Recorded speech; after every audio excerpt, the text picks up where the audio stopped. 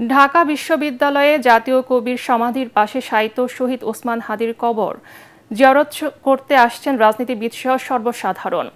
ভোরের আলো ফোটার পর থেকেই হাদির কবর জিয়ারত করতে আসেন তার সহযোদ্ধা সহ সর্বস্তরের মানুষ।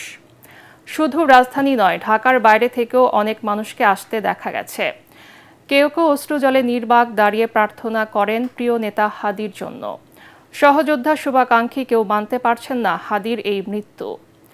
কেউ কেউ স্বরাষ্ট্র উপদেষ্টার পদত্যাগ দাবি করেন। দ্রুত প্রকৃত খুনিদের গ্রেপ্তার করে সর্বোচ্চ শাস্তির দাবিও জানান তারা। তবে নিরাপত্তার জন্য কাউকেই ঢুকতে দেওয়া হচ্ছে না ভেতরে। সর্বোচ্চ সতর্ক অবস্থায় রয়েছে আইনশৃঙ্খলা রক্ষাকারী বাহিনী। তাই হাদির কবর দূর থেকে দেখছেন সর্বসাধারণ। ইনসাফের লড়াই কিভাবে করতে হয় বাংলাদেশে 18 কোটি মানুষকে বুঝিয়েছেন। আমার মনে মাঝে এখনও কাজু করতেছে, বুঝছেন। এই কারণে আমি সিলেট থেকে এখন শুধুমাত্র ওনার কবর জিয়ারত করার জন্য আসছি। আর ওনার রক্তের বিনিময়ে আমরা বাংলাদেশ আবার নতুন করে পাইলাম, 5ই আগস্টও পাইলাম, কিন্তু এখান থেকে অনেক কিছু শিকার আছে। সবচেয়ে বড় কথা হচ্ছে ভাইয়ের বিচার চাই। ভাইয়া বলতেন যে হচ্ছে আমাকে যদি কেউ মেরে ফেলে তার বিচার যেন করে, ঠিক আছে। তিনি তো কোনো সিকিউরিটি চান নাই, তিনি বলছে আমাকে মেরে ফেললে আপনি বিচারটা শুধু করবেন। এই মুহূর্তে সেখানে আছেন সহকর্মী জামিল হাসান শান্ত। সবশেষ জানতে সরাসরি চলে যাচ্ছি সেখানে। শান্ত, এখনো কি সেখানে ওসমান হাদির সমর্থকরা আছেন?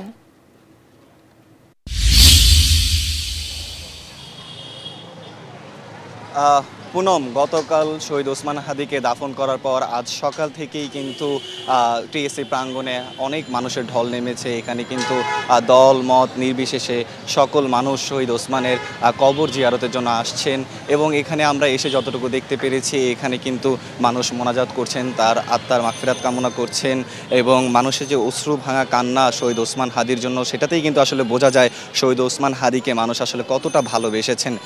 ইতিমধ্যে কিন্তু এখানে কড়া নিরাপত্তা কর্মীরা রয়েছেন, পুলিশ কিন্তু কাউকেই ভেতরে ঢুকতে দিচ্ছেন না। বাহির থেকেই কিন্তু সকলে এক নজর শহীদ ওসমান হাদির কবরকে দেখার জন্য চেষ্টা করছেন।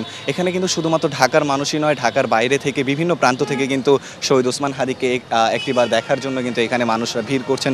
ছোট ছোট বাচ্চা থেকে শুরু করে বৃদ্ধ এবং বিভিন্ন দলের নেতাকর্মীরাও কিন্তু এখানে উপস্থিত হচ্ছেন। আপনাকে একটু জানিয়ে রাখতে চাই, আজ ফজরের নামাজের পর কিন্তু জামায়াতের আমির তিনিও কিন্তু এসেছিলেন শহীদ ওসমান হাদির কবর জিয়ারত করার জন্য। এই মুহূর্তে আমার সঙ্গে কিছু সাধারণ মানুষরা রয়েছেন, তাদের কাছে জানতে চাই তারা কেন এখানে এসেছেন। আমরা শহীদ ওসমান হাদির কবরে ফুল দিতে এসেছি এবং ওনাকে একবার শেষবারের মতো দেখতে এসেছি এবং আমরা এটা সুষ্ঠু বিচার চাই। যত দ্রুত সম্ভব এই খুনিকে দেশে আনতে হবে এবং তার বিচার করতে হবে। দেশবাসী এটার বিচার দেখতে চায়। বাচ্চাকে নিয়ে এসেছি, ওকে আমি সবসময় বলি তোমাকে শরীফ ওসমান হাদি হতে হবে, ঘরে বসে থাকলে হবে না, আবরার ফাহাদের মতো কথা বলতে হবে। ও অনেক দেখে ওসমান হাদিকে এবং পছন্দ করে, এই জন্য আমি ওকে নিয়ে আসি দেখানোর জন্য যে দেশের জন্য মানুষ কিভাবে হাসতে হাসতে প্রাণ দেয়। ভাইয়া কোত্থেকে এসছেন? আমি পুরান ঢাকা থেকে আসছি। আমি ঢাকা 6-এর ভোটার, ও ঢাকা 8-এর ভোটারও না। আমি ওরকে কখনো বাস্তবে দেখার সৌভাগ্য হয় নাই, তো কবরটা শেষবারের মতো দেখতে আসলাম। একটা ভালো মানুষ ছিল, ইনসাফের কথা বলতো, সত্যের কথা বলতো, আমরা তারে বাঁচতে দিতে পারলাম না। এখন চাওয়া এতটুকুই যে যারা ওর এই কাজটা করছে তাদের যেন সুষ্ঠু বিচারটা হয়। আপনি কেন এসেছেন?